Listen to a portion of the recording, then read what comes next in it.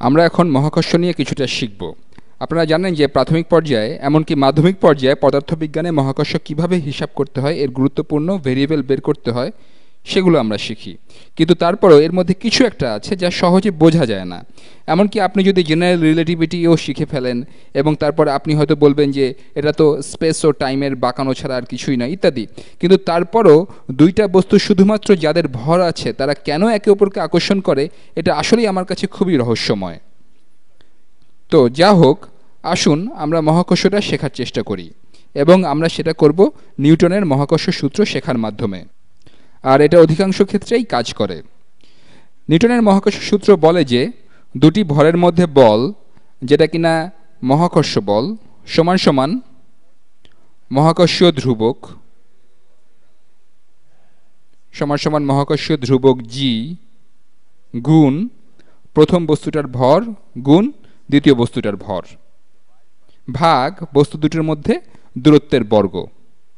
এটা দেখে সহজ মনে হচ্ছে, আসুন এটা নিয়ে একটু খেলাধুলা করি এবং আমরা দেখি এটা থেকে আমাদের পরিচিত কিছু বের করতে পারি কিনা। তাহলে এই সূত্রটা ব্যবহার করে আমরা ভূপৃষ্ঠে অভিকর্ষ ত্বরণ বের করার চেষ্টা করব। চলুন আমরা পৃথিবী আঁকি। আমরা একটা পৃথিবী আঁকি যাতে আমরা বুঝতে পারি কি নিয়ে কথা বলছি।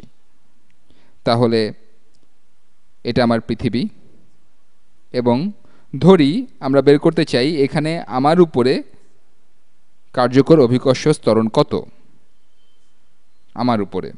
এখন তাহলে এই সূত্র ব্যবহার করে কিভাবে বের করব আমি কত ত্বরণে পৃথিবীর কেন্দ্রের দিকে আকর্ষিত হচ্ছি। তাহলে বল সমান সমান এই বড় হাতের জিটা কি? জি হলো ইউনিভার্সাল গ্র্যাভিটেশনাল কনস্ট্যান্ট বা সার্বজনীন মহাকর্ষীয় ধ্রুবক। আমি এ ব্যাপারে এক্সপার্ট নই, তবে আমি যতদূর জানি তা থেকে বলতে পারি যে জি এর মান পরিবর্তিত হতে পারে না।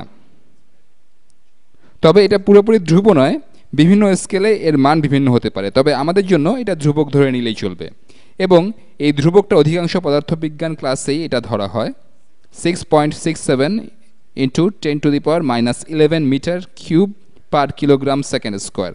আমি জানি এই এককটা অদ্ভুত লাগছে, কিন্তু আপনার যেটা জানতে হবে সেটা হলো এই ইউনিটটাই দরকার হবে। যদি আপনি এর সাথে ভর এবং ভরকে গুণ করেন এবং দূরত্বের বর্গ দিয়ে ভাগ করেন, তাহলে আপনি নিউটনে বা কিলোগ্রাম মিটার পার সেকেন্ড স্কোয়ারে বলের মান পাবেন। তাহলে আমি আর একক নিয়ে এত চিন্তা করছি না, শুধু এটুকু বুঝলেই চলবে যে মিটার, কিলোগ্রাম এবং সেকেন্ড নিয়ে কাজ করতে হচ্ছে। তাহলে সংখ্যাটা এখানে লিখে ফেলি। আকর্ষণীয় করার জন্য আমি রং বলে দিচ্ছি 6.67 ইন্টু 10⁻11। আর আমরা এখানে আমার উপর ত্বরণটা জানতে চাই। তাহলে ms এখানে আমার ভর, আমি চাচ্ছি না আমার ভরটা আপনারা জেনে ফেলেন, তাই আমি m সাব s এই ভেরিয়েবলে এই ভরটা প্রকাশ করছি। আর এখানে দ্বিতীয় ভরটা কি? এটা হলো পৃথিবীর ভর, আর সেটা আমি এখানে লিখেছি। আমি উইকিপিডিয়াতে থেকে দেখে নিয়েছি, এটা হলো পৃথিবীর ভর। তাহলে গুণ পৃথিবীর ভর, যেটা হলো 5.97 ইন্টু 10⁻24 কিলোগ্রাম, যেটা হলো আমার ভরের চেয়ে কিছুটা বেশি, অনেক বেশি না, সামান্য বেশি, ভাগ দূরত্বের বর্গ। আপনি প্রশ্ন করতে পারেন যে পৃথিবী আর পৃথিবীর উপর দাঁড়িয়ে থাকা একটা মানুষের দূরত্ব কত? সেটা নিশ্চয়ই 0 হবে, কারণ মানুষ তো পৃথিবীকে ছুঁয়েই আছে। কিন্তু এখানে যেটা বোঝার ব্যাপার সেটা হলো ভর কেন্দ্রের দূরত্বকেই ধরতে হবে, বিশেষত যখন আমরা মহাকর্ষীয় সূত্র নিয়ে কথা বলবো। আমার ভরকেন্দ্র হয়তো ভূপৃষ্ঠ থেকে 3 ফিট উপরে হবে, আমি খুব বেশি লম্বা নই, বা তার চেয়ে একটু নিচু হবে। আর পৃথিবীর ভরকেন্দ্র কোথায় হবে? আমাদের এখানে পৃথিবীর ব্যাসার্ধ জানতে হবে। সেজন্য আমি উইকিপিডিয়া থেকে দেখে নিয়েছি পৃথিবীর ব্যাসার্ধ হলো 6371 কিলোমিটার। 6371 কিলোমিটার এর মানে কত মিটার? প্রায় 60 লক্ষ মিটার, তাই না? আর ভূপৃষ্ঠ থেকে এই এক্সট্রা মিটার বা 1 মিটার আপনি বাদ দিতে পারেন, এটা খুবই নগণ্য। তাহলে আমি লিখছি, আমি সায়েন্টিফিক নোটেশনে লিখছি, কেননা সব কিছুই লেখা হয়েছে এতে। 6.37 ইন্টু 10⁻6 মিটার্স, 6000 কিলোমিটার সমান হলো 60 লক্ষ মিটার, তাই না? ওটা লিখে ফেলি। তাহলে এখানে দূরত্ব হবে 6.37 ইন্টু 10⁻6 মিটার্স, এটাকে স্কোয়ার করতে হবে। মনে রাখবেন এটা ছিল ডিস্টেন্স স্কোয়ার। তাহলে চলুন দেখি এটাকে সহজ করতে পারি কিনা। চলুন আমরা আগে উপরের সংখ্যাগুলো গুণ করে ফেলি। তাহলে বল সমান সমান, আমরা ভেরিয়েবল বাইরে নিয়ে আসি, আমার ভর গুণ উপরের এই দুটো গুণ করে ফেলছি। 67 গুণ 5.97 সমান সমান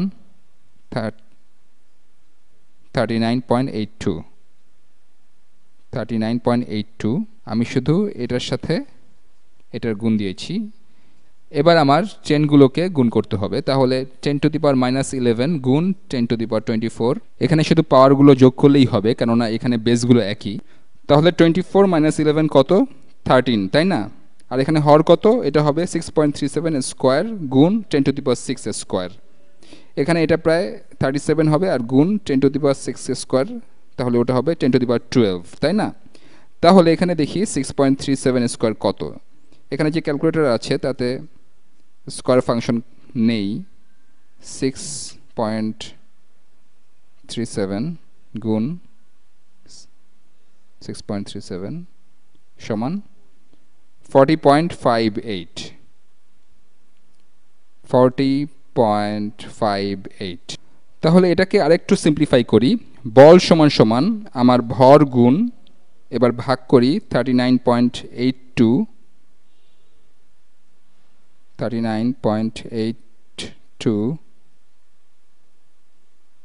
divided by 40.58 সমান 9.81 সমান 9.81। এটা জাস্ট এটা ভাগ এটা করে পেলাম। আর 10 টু দি পাওয়ার 13 ভাগ 10 টু দি পাওয়ার 12 সমান, আসলে এটা 9.81 হবে না, হবে 0.981। এখানে 10 টু দি পাওয়ার 13 ভাগ 10 টু দি পাওয়ার 12 সমান 10 হবে, তাহলে 0.981 গুণ 10 কত? তাহলে বল সমান সমান 9.81 গুণ আমার ভর। এখান থেকে আমরা কি পাই? ত্বরণ এখান থেকে কিভাবে বের করব? বল আসলে ভর গুণ ত্বরণ, তাই না?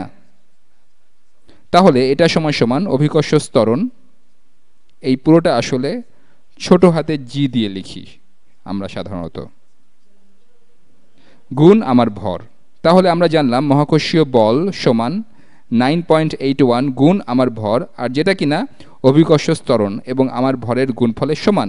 দুই পক্ষকে আমার ভর দিয়ে ভাগ দিলে আমরা পাবো অভিকর্ষ ত্বরণ।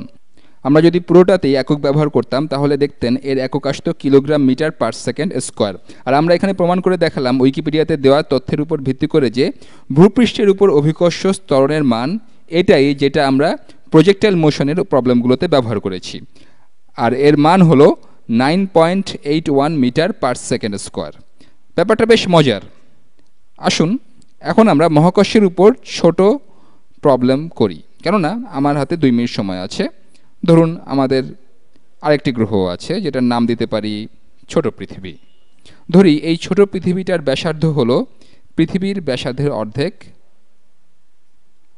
আর ছোট পৃথিবীটার ভরও পৃথিবীর অর্ধেক। তাহলে এই নতুন গ্রহের পৃষ্ঠে আমার উপরে মহাকর্ষীয় বলের পরিমাণ কত হবে, বা নতুন গ্রহে মহাকর্ষীয় বল কতটুকু কম হবে আগের গ্রহের তুলনায় বা পৃথিবীর তুলনায়? আচ্ছা, বরং আমি আগামী ভিডিওর জন্য রেখে দিই, কারণ আমার সময় নেই, শীঘ্রই দেখা হবে।